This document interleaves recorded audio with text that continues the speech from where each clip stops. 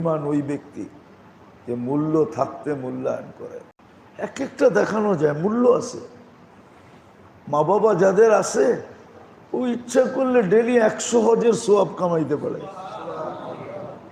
না? পারে না? ঘরের তে বাইরেও আবার নিয়ত করে ঢুকলো যে দুইকে সদয় দৃষ্টিতে দেখবো, কবুল হজের সোয়াব। এরম বাইরিলো ঢুকলো, বাইরিলো ঢুকলো, বাইরিলো ঢুকলো, বাইরিলো ঢুকলো।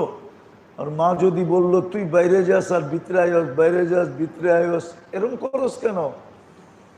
তো বুদ্ধিমান হলে বলবো তুমি বুঝবা না, আমি যে কি করতেছি ওটা আমিই বুঝি। বেশি পিড়াপিড়ি করলে মায়েরে বলতে পারবে আমি যাই বাইরই আর ঢুকি হজের সোয়াব কামানের লেগা। আজকে মূল্য আছে, আজকে মূল্য আছে, শোনার মূল্য আছে, দেখার মূল্য আছে, এমনকি চিন্তারও মূল্য আছে। 60-70 বছরের ইবাদত হাতে ধরার মূল্য আছে, চলার মূল্য আছে। রাস্তা দিয়া চললো এই নিয়তে দেখতে দেখতে যে কোনো কষ্টদায়ক জিনিস খুঁজা পাই কিনা, পাইলো, হাত দিয়া 2 আঙ্গুল দিয়া উঠায়া রাস্তার পাশে সরায়া দিল। আল্লাহর রসুল বলেন পিছনের সব গুনাহ মাফ। বলেন এই নিয়তে রাস্তায় কে হাঁটে? আজ পর্যন্ত হাঁটছেন?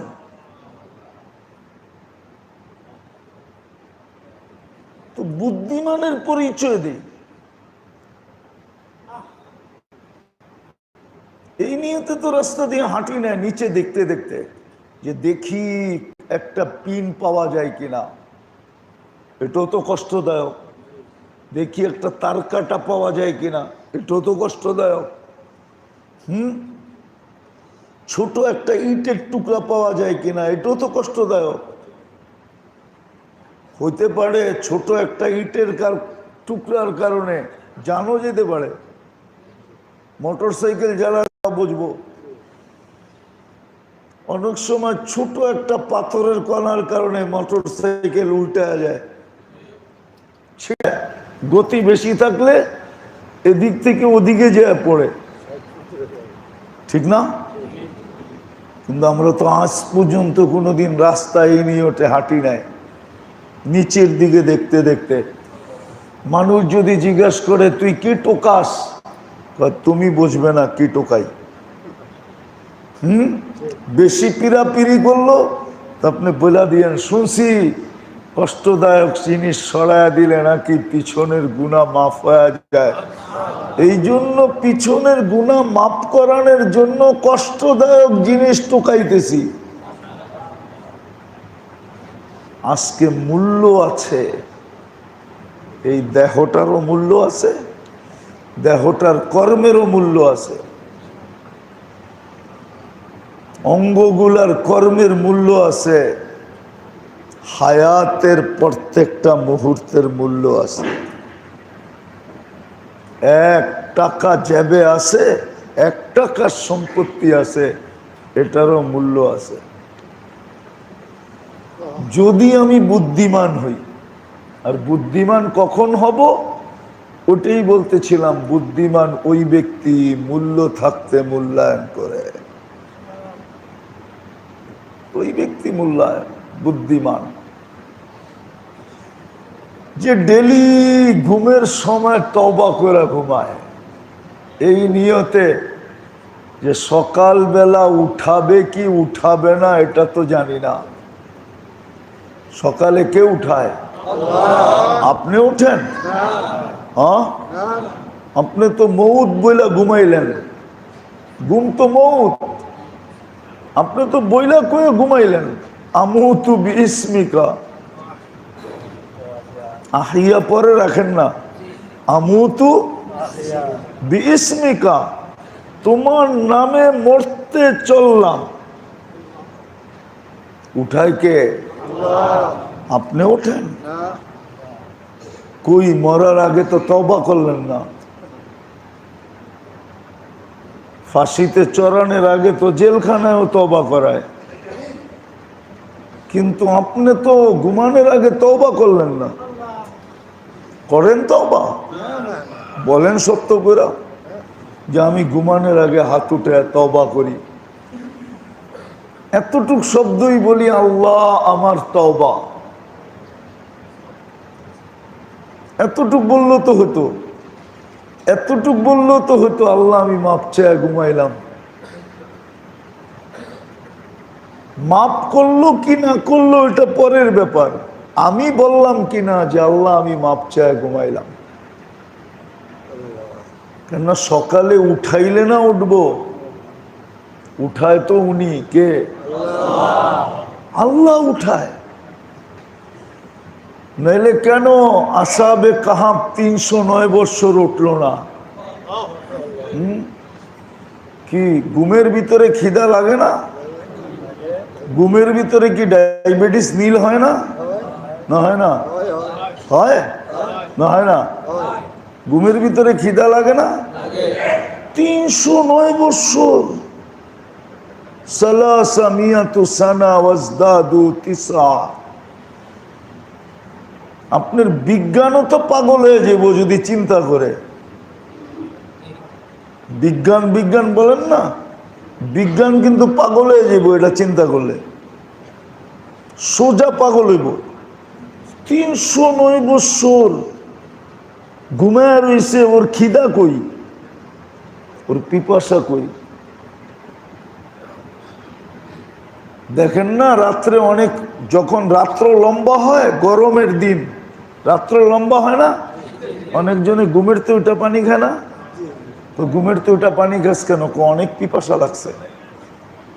309 বৎসরে পিপাসা কই গেল? বিজ্ঞান পাগল হয়ে যাবে আমার বিশ্বাস। ওরা এটি চিন্তা করে না, পাগল হয়ে যাবো তো এই জন্য চিন্তা করে না। 309 বৎসর ক্ষুধা পিপাসা, আবার কাপড় পর্যন্ত ময়লা হয় নাই, কাপড়ও, চুল নখ কিচ্ছু বাড়ে নাই, চুল নখ যতটুক ছিল অতটুক। তাহলে 309 বৎসরে চুল কোন পর্যন্ত আসার কথা? আর বলেন না, বলেন না, কতটুকু আসার কথা? নখ কত বড়, কয়শো মাইল হওয়ার কথা। আচ্ছা কয়শো মাইল না হোক, 1.5-2 কিলোমিটার তো হওয়ার কথা। একটু নখ বাড়ে নাই, একটু চুল বাড়ে নাই, জামা একটু ময়লা হয় নাই।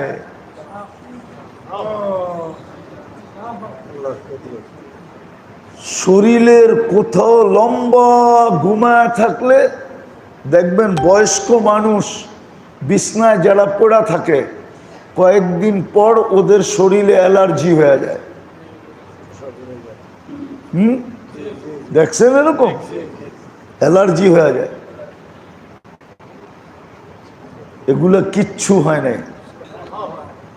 309 বৎসর পরে উঠছে, উঠার পরে খিদা অনুভব হয়েছে,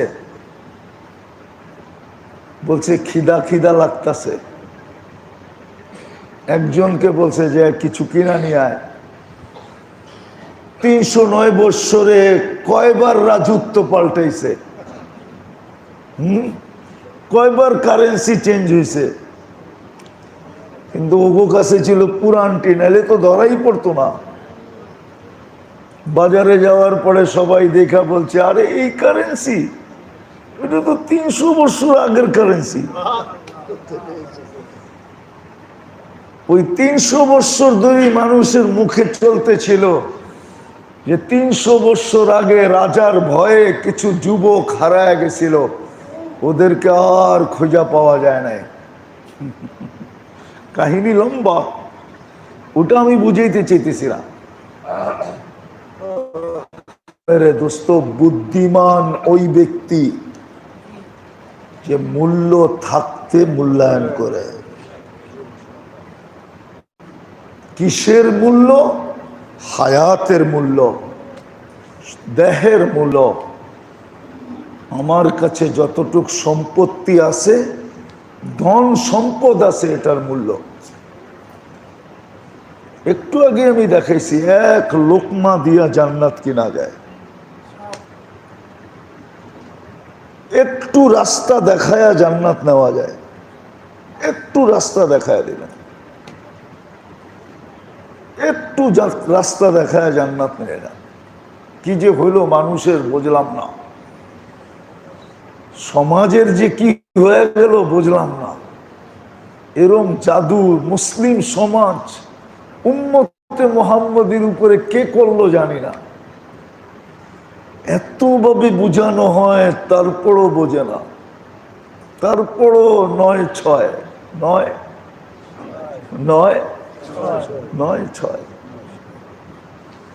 9-6 আখিরাতের কোনো চিন্তাই নেই, কবরের কোনো চিন্তাই নেই, হিসাব কিতাবের কোনো চিন্তাই নেই, মিজান পুলসিরাতের কোনো চিন্তাই নেই। চিন্তা থাকলে তো এরকম হওয়ার কথা না। আল্লাহর রসুলই তো বলেন হিমামুন আল আখিরা, এক চিন্তায় দুই জিনিস। সাহাবা গ্যারান্টি দিতেছে দাইমাল ফিকির, আখিরাতের চিন্তায় আল্লাহর রসুল সব সময় চিন্তায় মগ্ন থাকতেন। মুতাওয়াসিল আল আহজান, 24 ঘন্টায় দুঃখের সমুদ্রের ভিতরে ডুবা থাকতেন।